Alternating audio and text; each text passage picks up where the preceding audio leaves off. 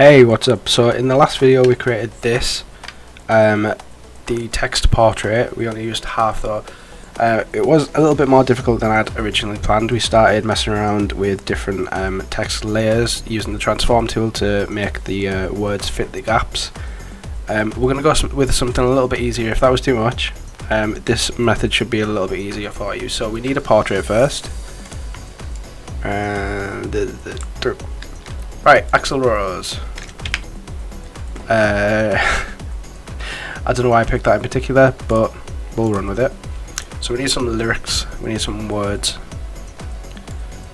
So the last time we just typed out the lyrics and we typed them in the text box, and then we split all of the words down into the different layers and then transformed them individually. But I found this website, wordclouds.co.uk, where it'll create this sort of word cloud. So I'm going to use the wizard. We'll type or paste text, and we're going to paste all of the text in there. See what happens. Cool. So don't really want this shape, so we're going to change the shape. We'll have it square, and I do kind of like the font. I like the font. Right. We'll go with the big size word list.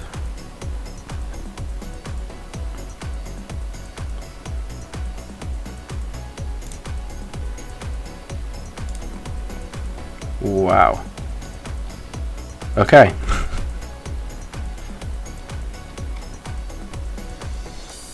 Okay, so that's taken it's taken the amount of times a single word is used and made it bigger based on those ratios. So now it must be used quite a lot in the lyrics. So we've picked our shape. Yeah, whoa. Let's go with colours, and we want to bin these because we just want it black and white. So we'll go with bright white. Whoop. Yeah, cool. Apply that. Right. Okay, that'll do. So we just need to save the image and then drag and drop that into here. You know what? I'm going to turn down the opacity so I can see Axl behind it.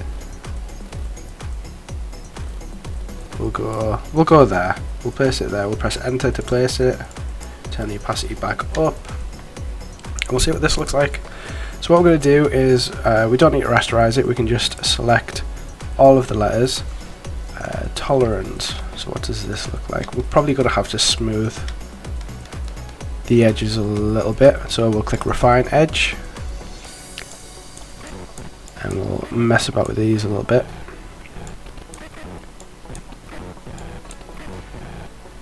And we'll smooth it out a little bit. Feather.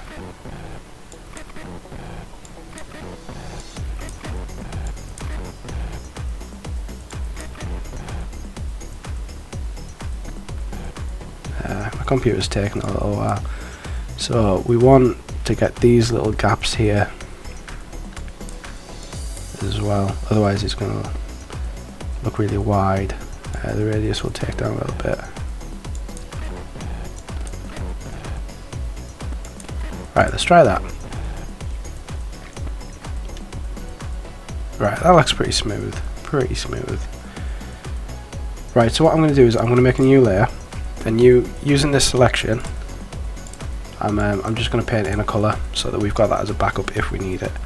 So I want a hard brush. We'll bump up the size a little bit. We'll just fill that, and then we can hide this. That's better than it was. Right, so now to cut this all out, that saves loads of time making our text all different layers and then transforming everything individually. So we're going to select everything except the font, like that. Wow. Let's try just selecting the font. Okay, we're going to take that tolerance down a little bit. Let's try try 20.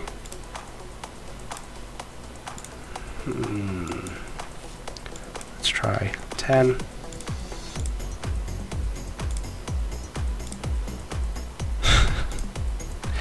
Okay. Let's try 5. That'll do. That will do. Okay, so we can hide this layer now that we've got our selection. We're going to duplicate this layer, and then we've got it as a backup. We'll hide that, and we'll rasterize this layer so that we can delete everything. So we've got this little flashing box around the outside. That's how you can tell that everything except the font is selected. So when we hit delete, it will hide everything except the font. So we'll do that, and there we go. So he's wearing white, so I don't think we're going to want white, but black also does not work. So we want somewhere in the middle. Let's try some different greys. We'll just use the paint bucket tool. Okay, what about a colour? We can mess around with colours here as well. So while we've got this colour picker up, we can also just tap. We could get his red cheeks. We could get his white top. We could get Mickey Mouse's trousers. Let's just pick our own. Let's go the red. Let's try this one. Okay, and now that we've got a colour, we can hold in Control and press U, which brings up hue and saturation. So we can saturate the colour, we can desaturate the colour, and we can change the colour,